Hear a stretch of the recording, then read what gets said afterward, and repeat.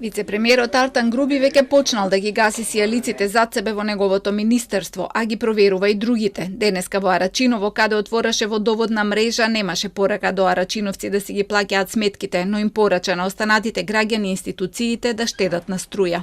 Синоќ ја споминав, намерно поминав и покрај собрание, и покрај влада, и покрај Министерство за надворешни работи и политички систем, затоа што се една до друга, а општи и заеднички служби, каде што и Министерството СЕП и Министерството за екологија, две министерства, финансиска полиција и неколку институции имаше светла само на предпоследниот спрат о надворешната фасада и веднаш му се јавив на министерот Нуредини и постапи и ги исклучи. Така да ве повикувам секој таков пример кој што ќе го видите да ни кажете и да реагираме веднаш.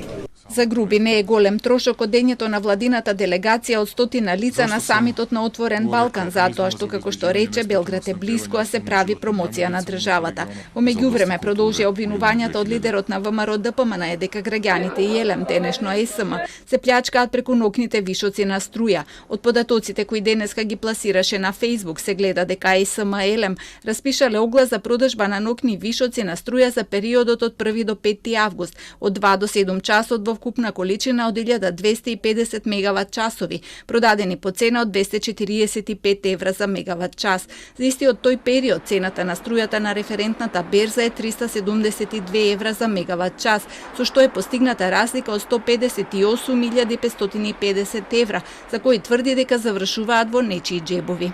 Македонија, граѓаните и ЕЛЕМ ЕСМ за само 25 часа се оштетени за близу 10 милиони денари и наместо вишоците да бидат понудени на стопанството, кое грчевито се бори да опстане и да ги задржи работниците.